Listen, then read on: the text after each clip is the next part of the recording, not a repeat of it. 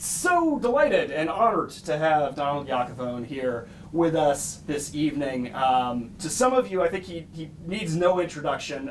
He's been working in history, in research and academia for quite a long time. This is his 9th book, but as we were just talking about earlier, perhaps, as you said, your most commercial. It's heavy like a good lasagna, but this is some solid reading. And of course, this is a book that comes with some incredible endorsements. Henry Louis Gates Jr., perhaps you've heard of him, calls this the most profoundly original cultural history in recent memory. So that kind of speaks for itself. But I am so excited to hear Donald talk about this book tonight and to hear your questions about it as well. Donald Yacovone is the author of Teaching White Supremacy, America's Democratic Ordeal, and the Forging of Our National Identity. It is his 9th book. He's the lifetime associate at Harvard University's Hutchins Center for African and African American Research. His book, The African American's Many Rivers to Cross, which was co-written with Henry Louis Gates Jr., won the 2014 NAACP Image Award.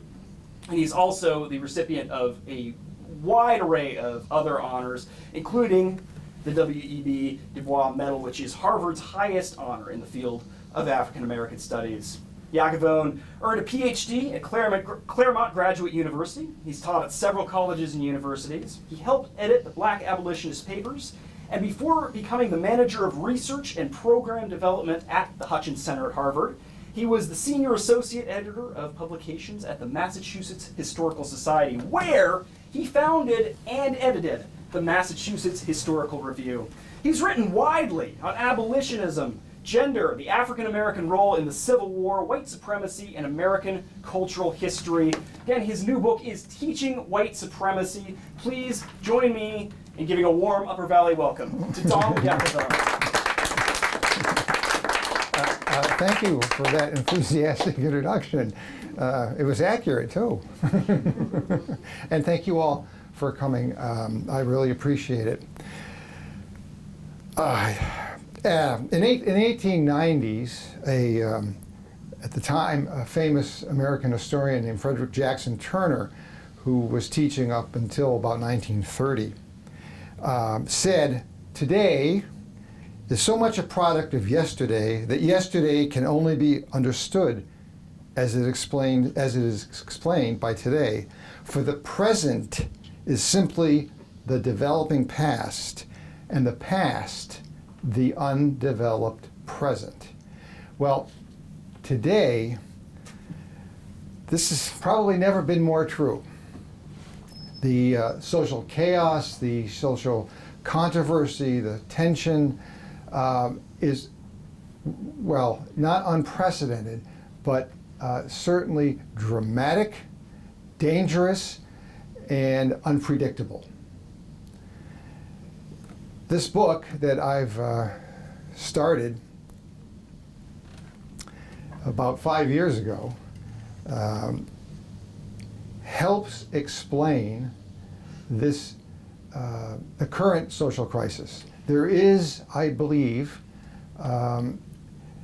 cracks and fissures in the tectonic plate that undergirds American culture. We can see it manifesting in the Trumplicans that have come to power. We can see it in the protests and the murders, the emergence of so many white supremacist organizations that no one had ever heard of just a few years ago. And in fact, when I first began research related to this book, and that's a story I'm going to explain in a few minutes, none of this was part of the popular debate. Yes, of course, academics like myself have been writing about race and whiteness for many, many years. But in terms of the public debate, there wasn't any. It didn't start until 2016 with the election of Donald Trump. And the New Yorker author and Harvard professor, whose name just slipped my mind, argued in the New Yorker, Jill Lepore, sorry, argued in the New Yorker that his election, Barack Obama's election, not Trump, Barack Obama's election, quote, seemed to tear in the fabric of a hole in the fabric of time, unquote. That Barack Obama's election was so dramatic, and I can tell you that when I was growing up in the 50s and 60s, if anyone had suggested that an African American could run for president, much less win, was simply implausible and ridiculous. People would have laughed at you. And if you, since I'm elderly, I can talk about what television used to be like in the 50s and 60s, and it was a white space. There were no people of African descent on TV in the 50s and 60s. It was simply not heard of. And all of a sudden, when you have Barack Obama being elected, when you have the key here, people like my former boss, Henry Louis Gates Jr., becoming so prominent as to be an international figure. You have the integration that Martin Luther King and others had been working for so long, suddenly seeing fruit. It left a percentage of the American population unhinged. And we're seeing that result right now. And the reason why it's so upsetting is because it has upset people's understanding of American society, American culture, and their own identity. American identity has been grounded in this sense of entitled whiteness, of European background, that it has pervaded American culture. And there's no place in American culture where it didn't exert its influence. Television was just one example of that I gave. But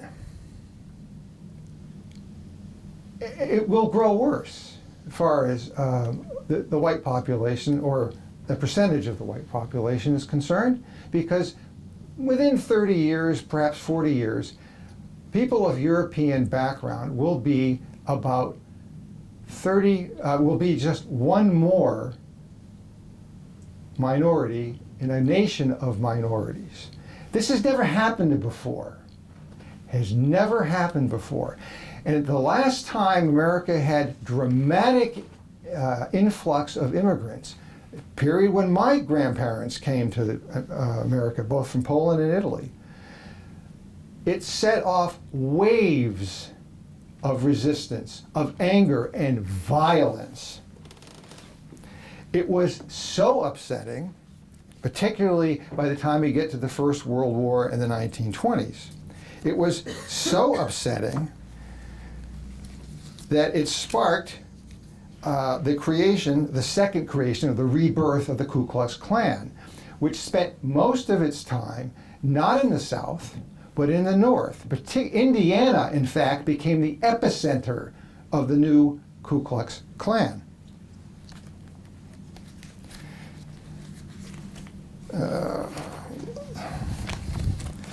Vermont also had. All the states had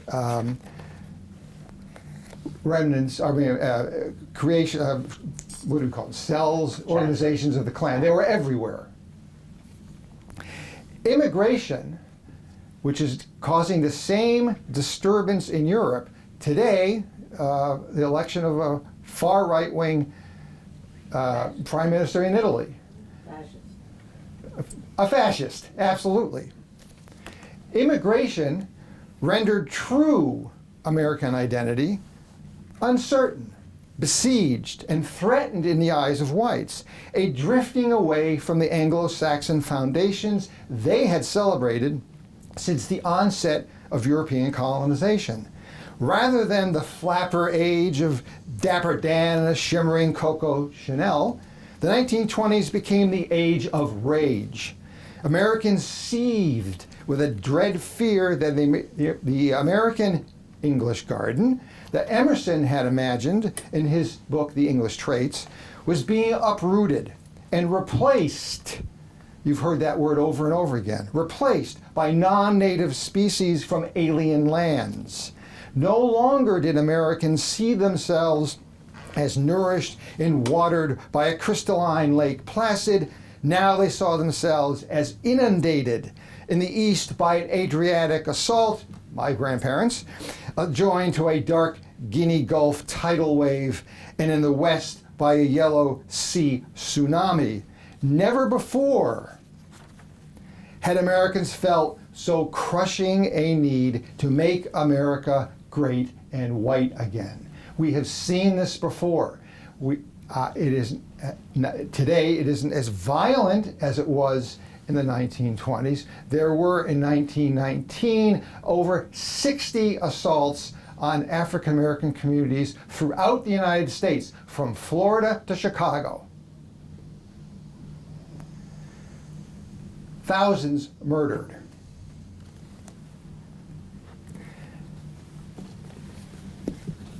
Yet, when I started this book, none of this was in the public discussion. Come on. In fact, you might wonder, well, obviously he wrote this book because of all that he's just been saying. Well, in fact, I didn't. I didn't want to write this book. I didn't even imagine writing this book. I had started a completely different book. I had, in fact, gotten a fellowship from the New England Regional Fellowship Council to write a book about the legacy of the abolitionists and the impact that legacy had on the creation of the modern civil rights movement. I had already done research at the Mass Historical Society. I had done research at the Boston Athenaeum. I went to Harvard's Houghton Library, which is the library that holds all the manuscript collections that Harvard owns. And I had spent a better part of the summer there reading the papers of John J. Chapman. Now, John J. Chapman, some of you may have heard of him. He was, during the 20s and 30s, a very popular American author and intellectual figure. And he was a descendant, in fact, his grandmother was a very prominent Boston abolitionist, Maria Weston Chapman. He grew up with a abolitionist tradition. And at a time when the history of abolitionism was in dramatic retreat at the beginning of the 20th century, he wrote a glorious, and still you could read it today, fabulous analysis of William Lloyd Garrison, the recognized head of the radical anti-slavery movement beginning in the 1830s.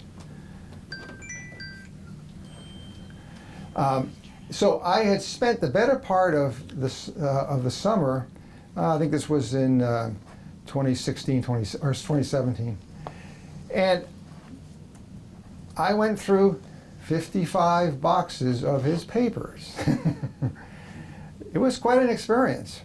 And clearly, he was the right person for the project I had in mind. When I finished that collection, there were others that I wanted to see at the library, particularly the family, the children of William Lloyd Garrison, who were active after the Civil War, well after the Civil War into the early 20th century, in reform movements and in the publishing industry and elsewhere. So I decided that I had seen enough for right now and I want to take a break. So I went over to the School of Education at Harvard and went to the Gutman Library there, which had at the time a special collections department.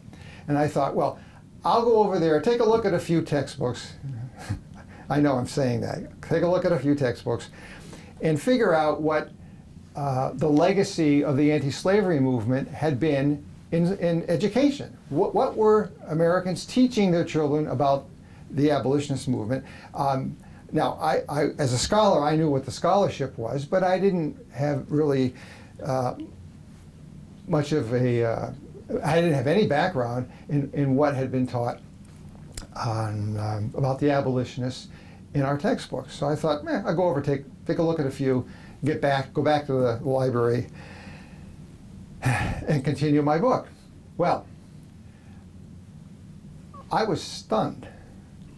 And I guess I should have known what I was walking into, but I had no clue.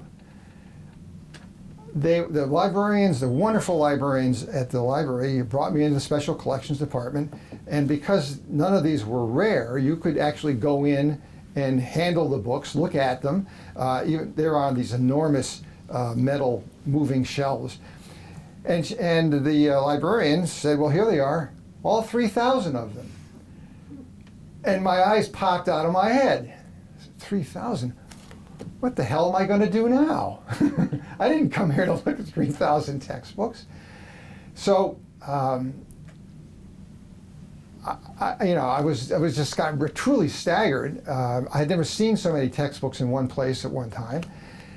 And so I thought, well, I'm here. I got to do something.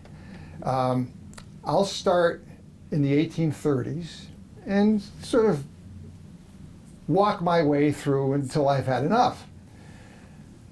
Well, it didn't take very long as I was going through these textbooks, and their collection at Harvard goes back to 1800.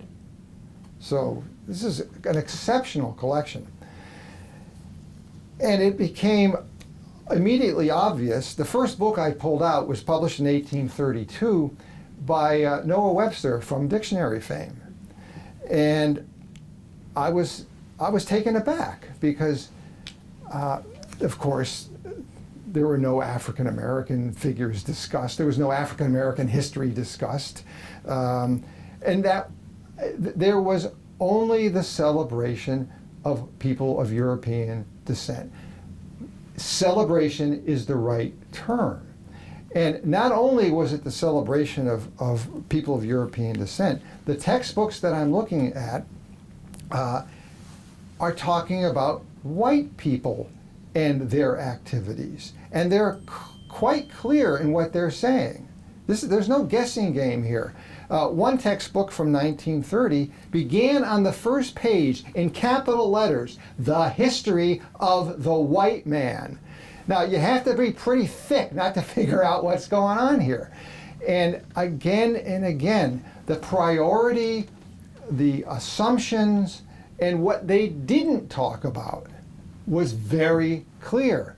And I had never, despite being a scholar of race and of the abolitionist movement and other things, seeing in person, first of all, this immense wealth of textbooks, and seeing this message, which is direct and unavoidable, was stunning to me. And I thought, wait a minute, what have I, what's happening?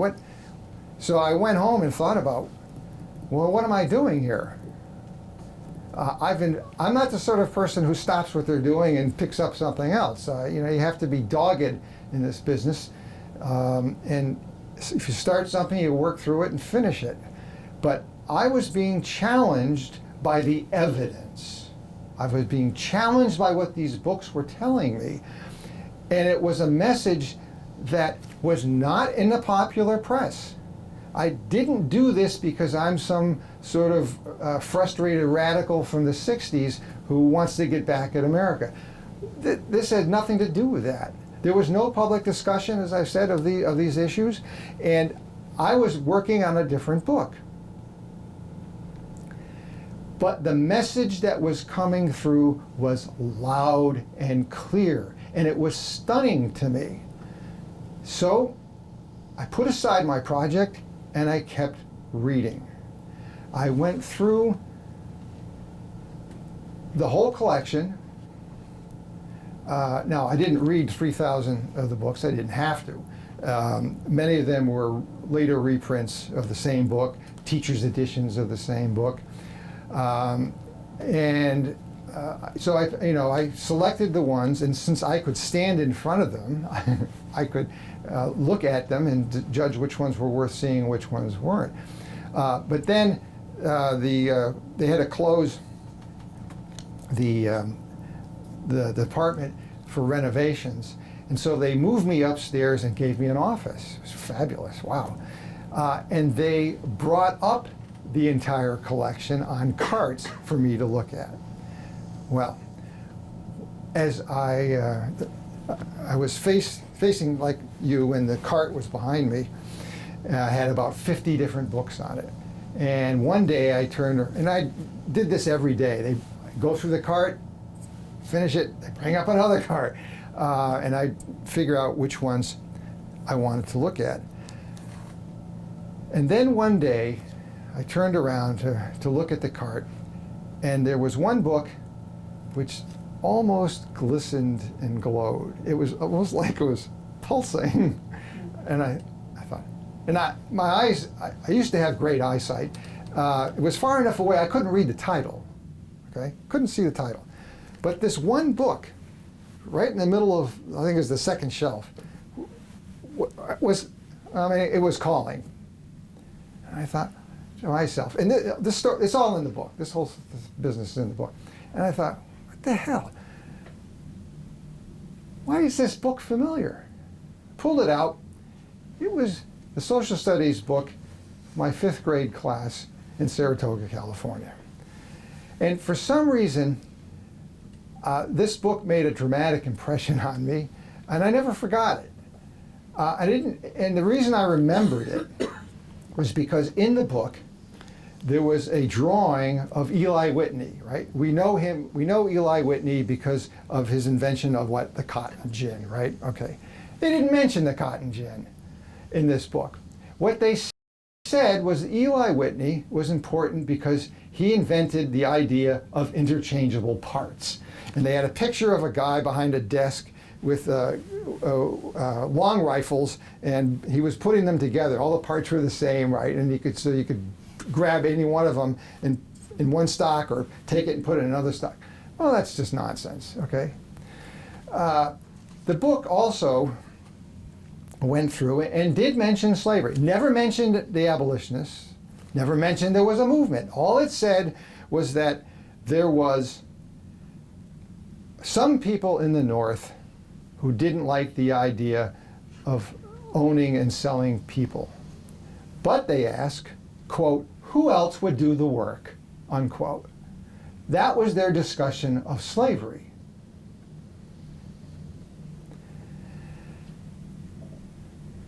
Furthermore, and again, this is a book like almost all the books I looked at, published either in Boston, New York, or Chicago. There's no segregated press. There's no Klan press here. These are books that are all published in the North by Northern press, authored by Northern authors. Okay? These are scholars, in almost every single case, born in the North and certainly trained in the North. Yet, in this book, Robert E. Lee is not just a hero of the South, he is a national hero. He is loved and honored throughout the United States. Now, this was a book that was published, I think the first edition was 1953, and it was used throughout the 50s and well into the 1960s when I ran into it. And it's a book which reflects Cold War imperatives for that period of time. And what the book was trying to do, which is exactly what textbooks were doing at the turn of the century, 19th to 20th century, was to help create national unity. To forge national unity, to diminish sectional strife and tensions in the face of the communist threat around the world, or the alleged communist threat around the world. And to do that, they emphasized the sort of transsectional appeal of Robert E. Lee. Well, I went on to read textbooks from, again, the 1830s right through to the 1980s. Now, why textbooks? Well, we look at textbooks. I looked at textbooks because of their purpose. We have textbooks because, and we use them in schools to give to our children not just the history of what happened, but the values, the ideals, and goals of this country. In fact, in the book I call it, these are prayer books for American society. They are designed to embody what Americans think is best in American culture and to transfer those ideas to succeeding generations. So what I found was that textbooks were the ideal injectors of white supremacist poison from one generation to the next. They preserve these ideals, these views of African Americans, these horrific ideas of African Americans from one generation to the next, and it's pounded in all their skulls again and again and again. For instance, here's one. Now, one of the most successful textbook authors in the United States was someone named David Sable Muzzy. Now, as it turns out, Muzzy was from Lexington. His family was from Lexington, Massachusetts, just a town over, 2 towns over from where I live. He became a almost revered scholar, taught at Columbia University. The first edition of his textbook came out in 1911. It was still in use, or a version of it was still in use when I was in high school in the 1960s. Now, Did you bring it up to date? oh yeah, oh no, oh absolutely. No, there are one edition after it. There are countless editions of Muzzy's books. And there are some changes, okay. Not enough, as it turns out. Muzzy represents, in many ways, symbolizes Northern responsibility for creation of white supremacy. Americans are comfortable in thinking that our current trauma with race is a remnant of the institution of slavery and Southern resistance to segregation. We blame the South. We blame the other. But in fact, in every aspect of American culture in the North, whether we're talking about religion, literature, science, medicine, and certainly the law, it is Northern influence that determined the content of those areas. Muzzy's one example in terms of history.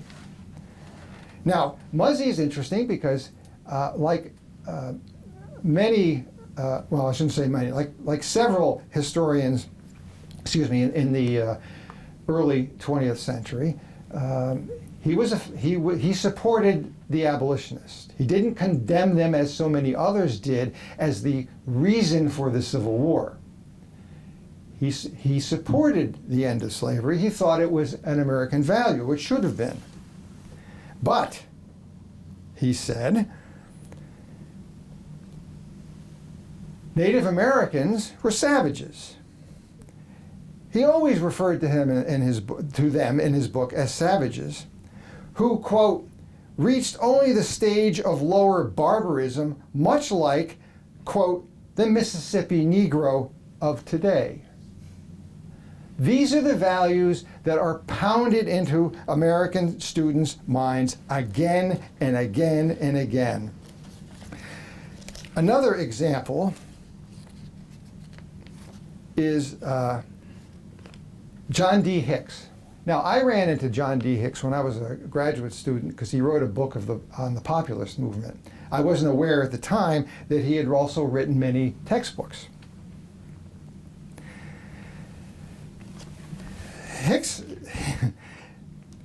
Hicks's view of slavery, I don't know if I'm going to find it here. I got too many.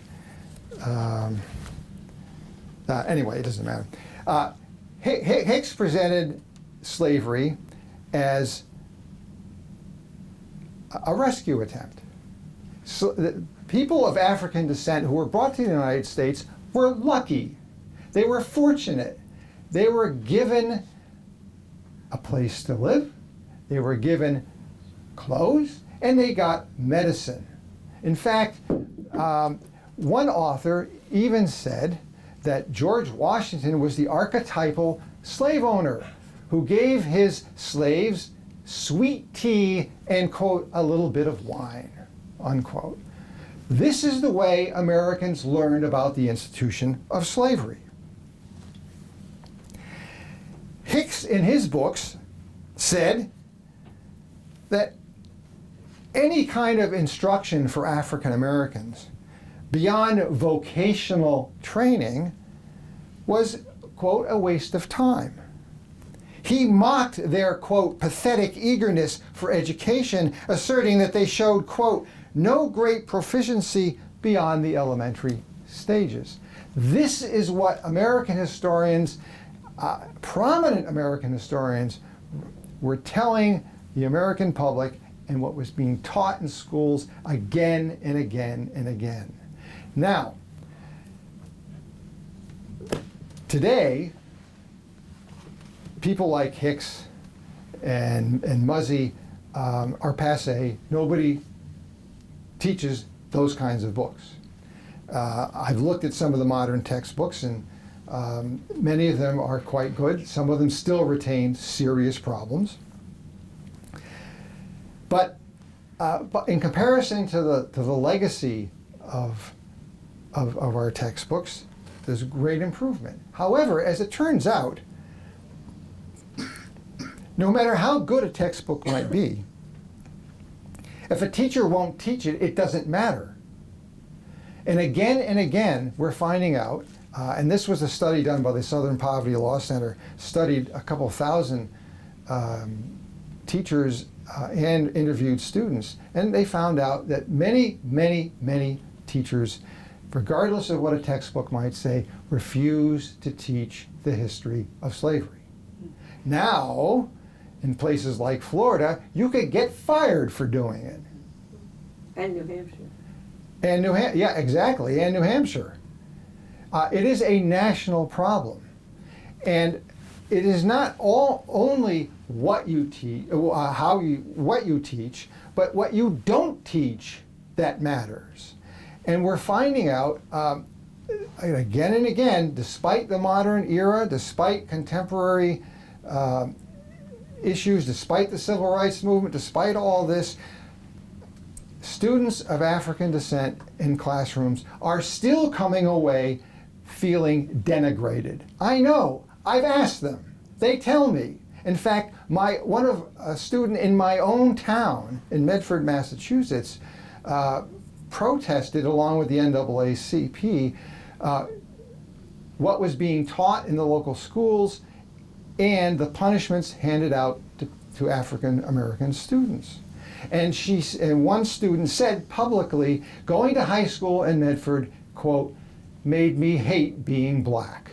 Charles Blow, the well-known New York Times journalist, said exactly the same thing, that he grew up with exactly the same issues and problems. James Baldwin, the famous African-American author, writer, and critic, found the same thing when he went to school. When I gave a lecture similar to this one several years ago, before the pandemic, I spoke for about 40 minutes, and then I engaged the audience with discussion, questions and answers. And then I said, stop, wait a minute. You tell me, what have you been taught about the history of slavery. Now, this was at a college in New Haven. It wasn't Yale, Southern Connecticut State University. One young lady in the front row raised her hand, and I said, yes, what did you learn when you were in high school about the history of slavery? And she said, quote, not much, unquote.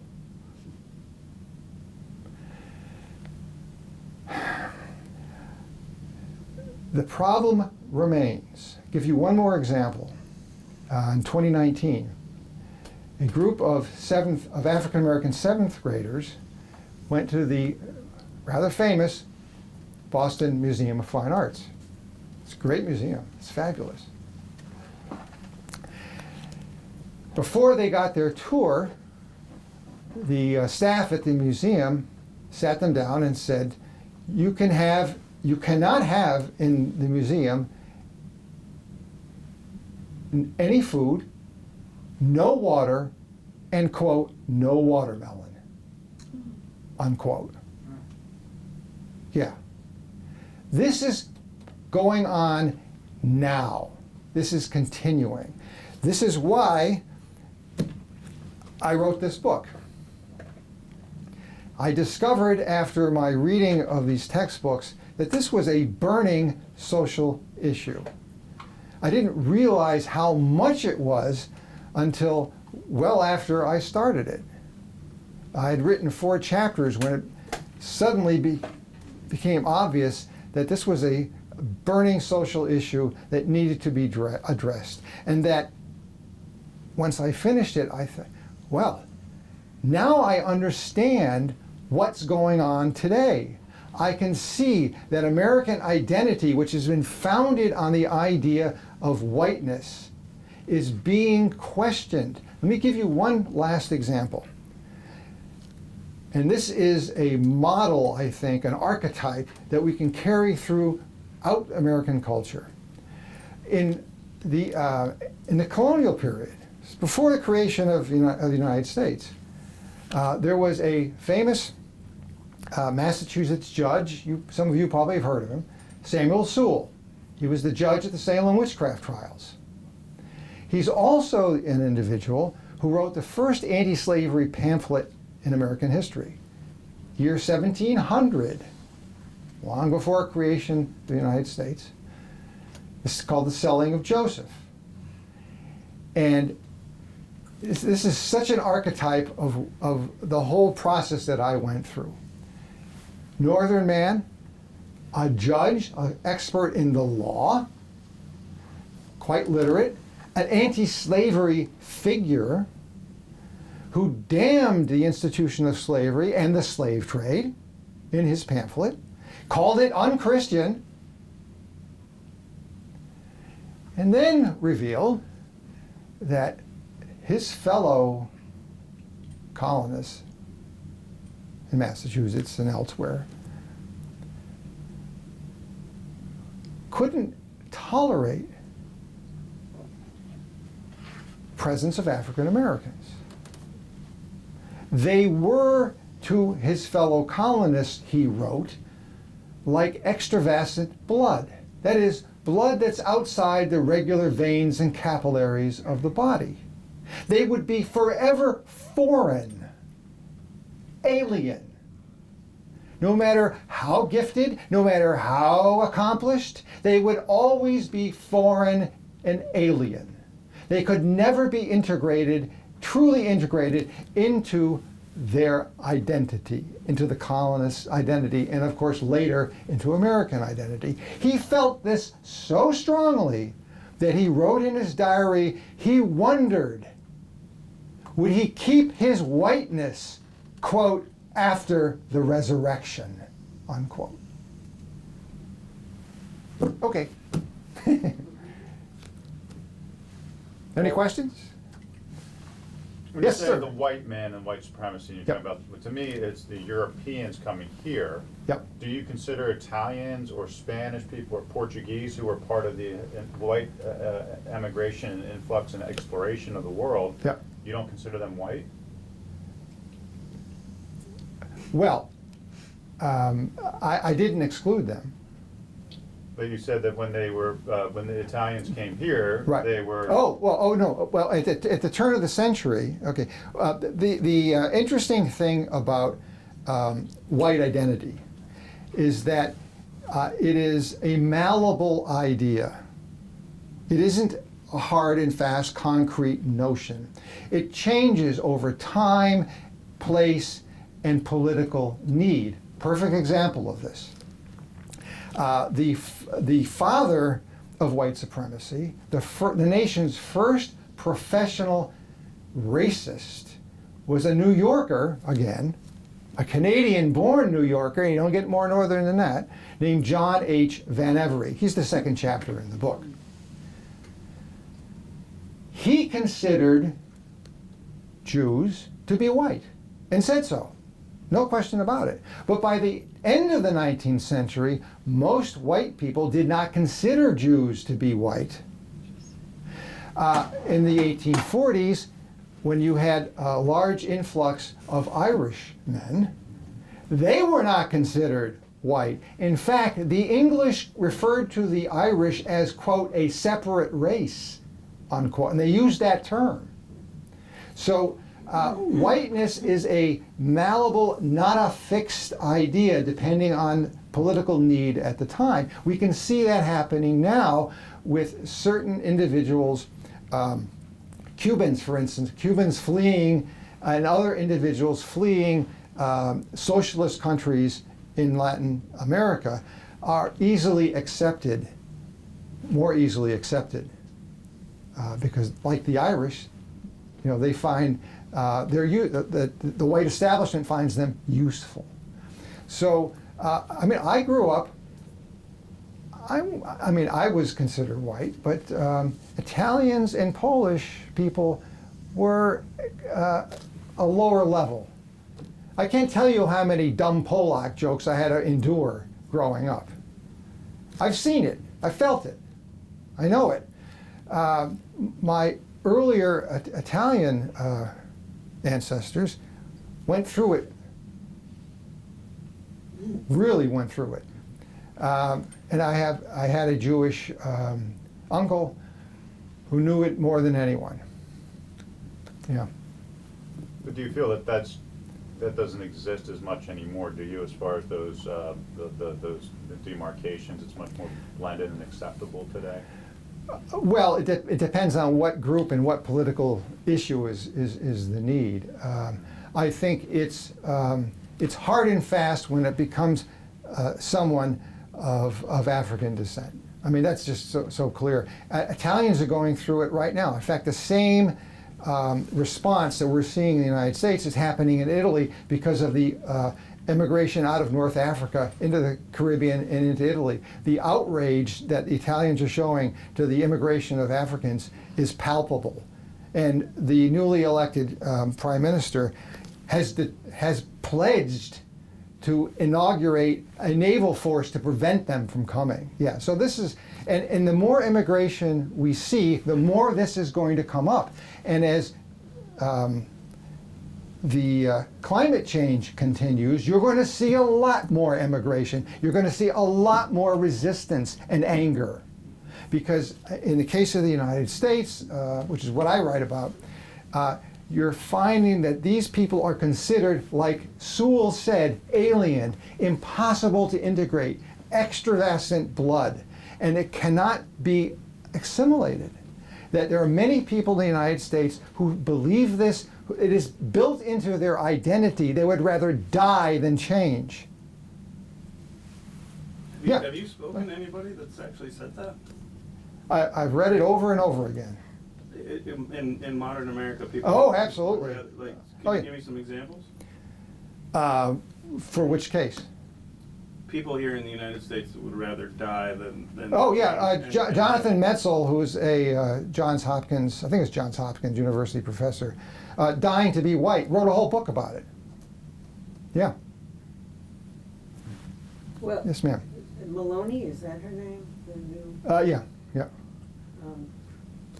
supposedly new prime minister in Italy. Yeah. I was listening to a program that said that she has a lot of connections in the United States Mhm. with Trump people. Yep. And she attended CPAC.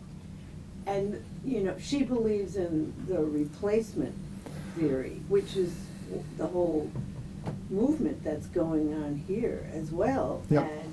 And in Charlottesville. Yep, Jews will not replace us. Right, Yep, Jews absolutely. will not replace us. Yep. So I don't think that the Proud Boys and QAnon and all those groups look kindly on Jews as No. either. And No. so in New Hampshire, they have this law called divisive concepts. I don't know Yep. if you've heard of it. Yeah, I have, yes. And, you know, it started out of this so-called parents' rights movement. And it's a national movement. Yep. And,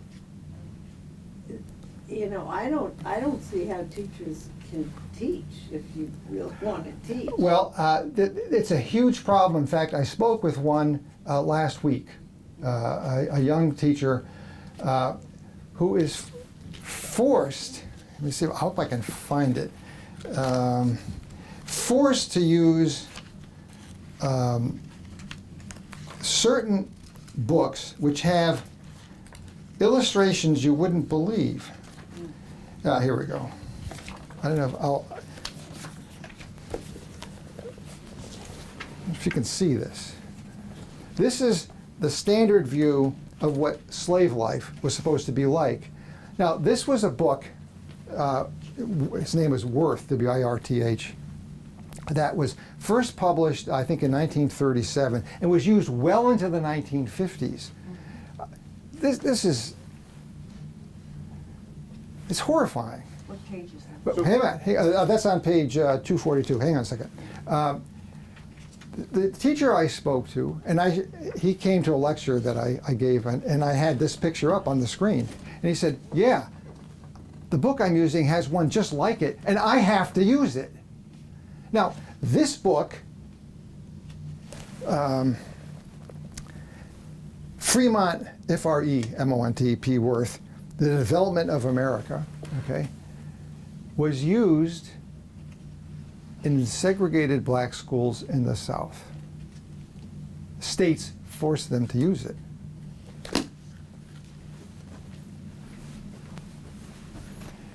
And he's being forced to use similar images now. Yeah, this is a burning question for today. Yes? But my question, you said you started reading these texts like from the 1830s through the present. So the first century, 1830 to 1930, you know, all these books are saying it's all about, you know, white supremacy and white this.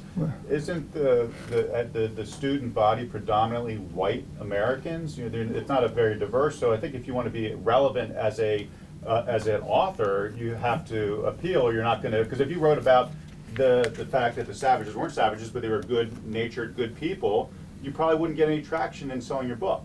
Do you follow me? Yeah, that's the problem. Yeah. Yeah. Why wouldn't you get any traction? Because of white supremacy. Because it's not going to sell. Because Yeah, because of white supremacy. Right. That's the problem. So, Sorry. I was wondering, so, which whites today are okay? I mean, Well, you're okay. why am I okay? Well, what do you mean which whites are okay? You know, that aren't getting ostracized, that are, you know, by the KKK. I mean, what's considered white by the KKK or any of the Well, look, neo-Nazi groups? well, you know, people's definitions differ depending on what group we're talking about. But the bigger problem here, and I had this discussion with Professor Gates last week, the whole problem is that the structure of our understanding is warped. Race is an invention of the late 18th and early 19th century. Races do not exist. They are a development that authors like John H. Van Every and others created to place people of European descent at the top of a fictional order and African Americans at the bottom. There is no genetic definition of race. These people didn't even know about genes when they created racism. Yet, because people believe in race, we have racism, and that's real. So my argument, Professor Gates asked me, well, what do we do about that? he can be challenging. And my response was, well, we have to dispose of this architecture. We have to give up these ideas of race. It's our only hope of eliminating racism, because if you don't have races, how can you have racism? Yeah. Did you have a question? Yeah. I did. Speak up so I can hear you. Yeah. Because like white supremacy is so like quintessential to the American identity. Yep. Do you think it's possible for there to be like a legitimate like disentanglement of white supremacy from the American identity? Like, do you think you can separate the two, and like, is that possible without violence or like a complete dissolution of the state, like as it Well, exists? that's what we're seeing right now. Yeah, absolutely. It is our challenge of the age. I don't have a magic wand. I don't have an outline of conduct that can lead to the end that we want. I don't know how that happens. I had thought that the election of Barack Obama was the beginning of the end of the old Ashen regime. Honestly, a lot of people thought that. I remember seeing that image of Jesse Jackson crying in Chicago after Obama won the election. Now, I didn't think it was going to magically end all at once, but it seemed as though we were on the road to accepting people as people, not dividing the world up into these artificial categories just so we can suppress them. It is a struggle. The good news, I think, is that Obama was elected twice. We probably have over 50% of the American population who do not subscribe to the white supremacy that I'm highlighting here. But we have a substantial minority of people, mostly rural Americans rather than urban ones, and they're desperate because they're seeing, as I call it, this tectonic plate. Their way of understanding the world and themselves is changing, and not for their, as far as they're concerned, not for the better. This is where education, I think, has to play a role. They're not doing, now many of them are. I'm not condemning the American educational system. I know many of the people are working really hard with this. They're using great resources. Never has there been so many resources available to teachers than today because of the web. At the same time, all the stuff that I wrote about in here is also available on the web. And ill-prepared teachers are using it. One of the factors that I discussed in the last part of the book is the fact that so many teachers who teach history or social studies, what do you call it, have no training in it. And because of these controversies, we have fewer teachers in schools than before, making it even harder. So they're hiring people who not only have never had any training in history, they didn't even go to college. And for much of my life, the standard history teacher was the gym coach. Now, I was a student teacher, and I can tell you, it was pretty ugly. In fact, first page. My college sent me to a high school in central Connecticut for my first classroom experience on the other side of the teacher's desk. Student teaching was to be the capstone experience of my undergraduate education. As it turned out, far more than I ever imagined. I will never forget the first time I entered the school teacher's lounge, a disheartening space with an awkward array of tired, empty seats placed against the four walls. The worn linoleum floor remained empty except for a few teachers, and an old wooden armchair strategically placed in the center of the room. In it sat an orating grandee, likely a department head of some sort, I never knew who he was, whose painfully white skin and frizzy bald skull was accentuated by his black-rimmed glasses. As I passed into the small chamber, I could not avoid him, nor could I ignore his gesturing arms or his sermon about the white man's burden. Yeah, first-hand experience. So if I may, I grew up in southeast Portland, Oregon, and went to middle school in the late 80s and early 90s, and I distinctly remember learning in my textbooks a robust history of what happened during slavery, Yep. abolitionists. Yep. My best friend growing up was black. Most of the guys I played sports with were black. Yep. We all got along just fine, Uh-huh. and we've noticed it seems like things have regressed Yep. significantly, but not necessarily because of what's in the textbooks, because Right. there's this sort of Right. cultural, there's this sort of look at American culture that's not one that we saw. Right. And I don't think it's because we're ignorant, and I don't Right. think it's because, white supremacy was innate to American culture, but it seems to be like this constant criticism of American history, and it also seems to be tied to people who are predicated upon this critical theory. And I did a little bit of research into it. I'm an independent, I'm not a Republican, I'm not a Democrat. And I'm concerned by how much of this stuff seems to be coming from Marxist-style thinking. No, that's not the case. Well, hold on a second. It's not the case. You can't dismiss it because that's where critical theory comes from. No, it doesn't. Karl Marx No, it Marx doesn't. talked about the ruthless criticism of everything, and he got that from Mephistopheles in Faust's book. He did. I read about it. Yeah, so?